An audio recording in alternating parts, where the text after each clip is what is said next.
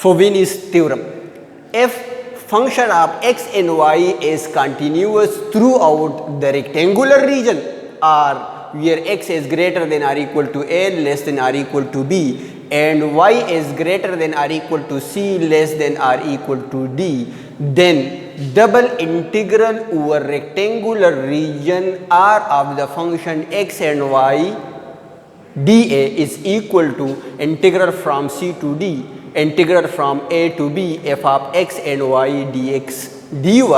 And if we reverse the order of x and y, we will get integral from a to b, integral from c to d f of x and y dy and dx. This theorem represents Fubini's theorem, and this theorem is for only rectangular region R. Example: calculate double integral over rectangular region R for the function of x and y dx, where function of x and y is equal to 1 minus x square y, and x is greater than or equal to 0, less than or equal to 2, and y is greater than or equal to 1 and less than or equal to 1. So we find double integral over R over rectangular region R of the function x and y dA, where rectangular region represent x is greater than or equal to 0, less than or equal to 2, and y is greater than or equal to minus 1 and less than or equal to 1. If we consider the order first represent x, we integrate the function with respect to x and then integrate the function with respect to y. So this integral for y and this integral for x. So we apply limits here for the y and here for the x. So the limit of the x is, lower limit is 0 and the upper limit is 2. Similarly, the lower limit for y is minus 1 and the upper limit for y is equal to 1. So first of all, we integrate this function for the x. So integral of 1 is equal to x, and integral of 6x square y is equal to 6, and y are representing constant, numbers are constant function. So 6y, we will get 6y is a common from the integral, and the integration of x square is x cube divided by 3, and limit 0 to 2 here, and integral from minus 1 to 1 dy. अब इसके बाद हम क्या करते हैं, यहाँ पर हमने क्या किया, हमने इस इंटीग्रल को with respect to x integrate कर लिया है. अब यहाँ पे अगर हम with respect to x integration करते हैं तो x1 का इंटीग्रेशन, इंटीग्रल ऑफ 1 dx ये हमारे पास इक्वल होगा x का. सो x का इंटीग्रेशन, हम 1 का इंटीग्रेशन हमारे पास x आ रहा है, 6x स्क्वायर y का इंटीग्रेशन हमारे पास 6x cube y whole divide by 3 आ रहा है, क्योंकि 6y हमारे पास यहाँ कांस्टेंट रिप्रेजेंट कर रहा है. सो 6y हमारे पास इंटीग्रेशन से बाहर आ जाएगा, और x स्क्वायर के अगर हम इंटीग्रेशन मालूम करें तो ये x cube whole divided by 3 बन जाएगा. और इसकी जो लिमिट्स थे हमारे पास 0 to 2 वो हमने यहाँ पे लगाई हुई है.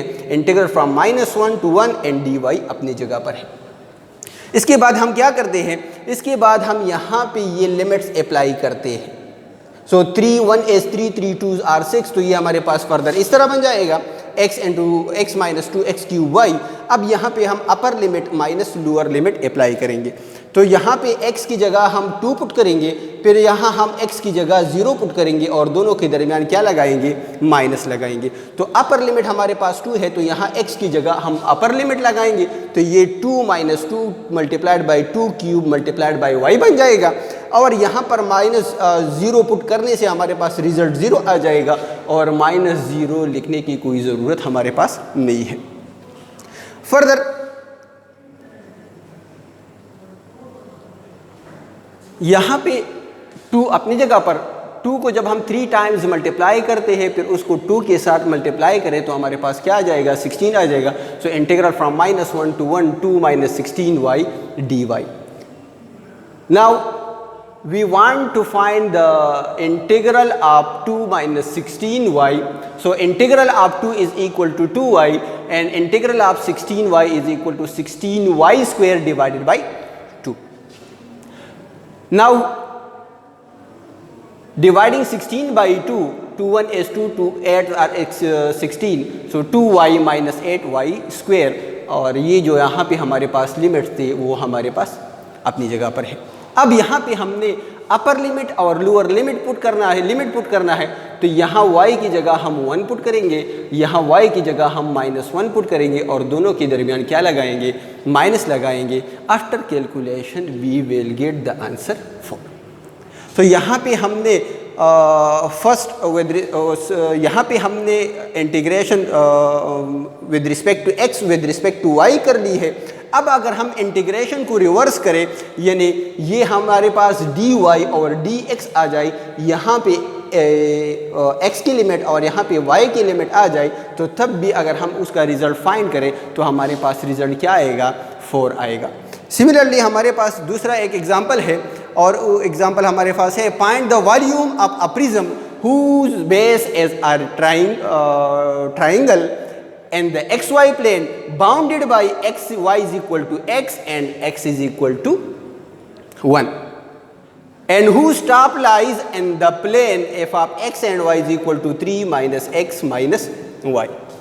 यहाँ पे हमने एक प्रिज्म का वॉल्यूम फाइंड करना है और ये प्रिज्म बाउंडेड है हमारे पास y is equal to x and x is equal to 1, और उसका जो हमारे पास टॉप प्लेन है तो हमारे पास है 3 माइनस x माइनस y।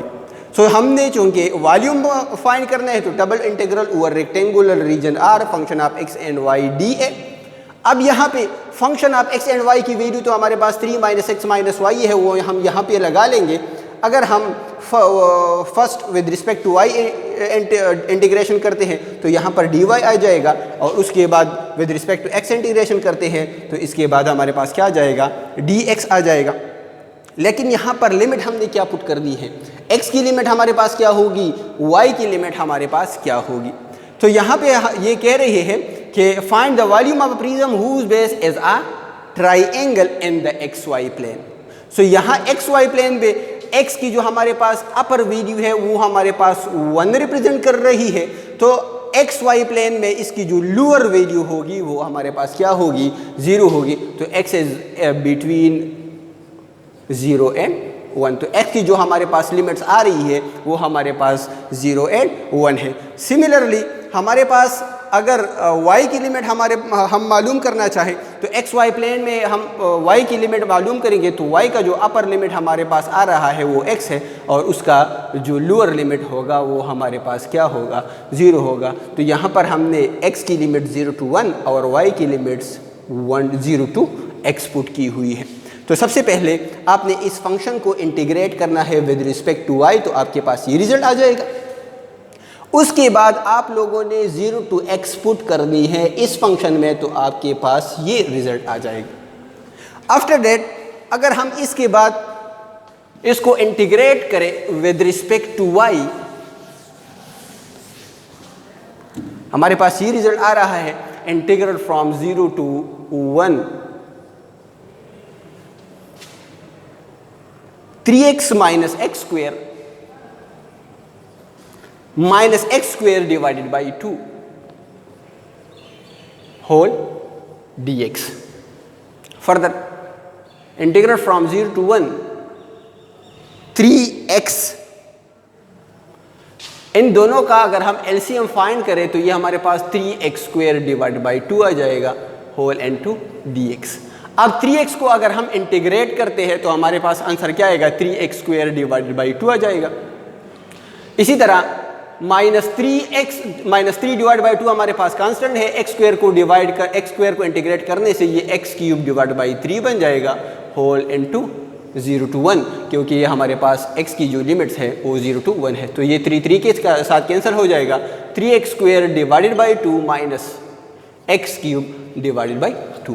अब आप लोगों ने यहाँ पे x की जगह 1 और फिर 0 पुट करनी है, तो ये हमारे पास 3 into 1 square divided by 2 minus 1 cube divide by 2 minus, अब यहाँ पे हमने 0 पुट करनी है तो हमारे पास आंसर क्या आ जाएगा, 0 आ जाएगा। तो फर्दर आप इसको कैलकुलेट कर ले, जो आपके पास आंसर आ रहा है वो आपके पास क्या होगा, वॉल्यूम ऑफ अ प्रिज्म होगा।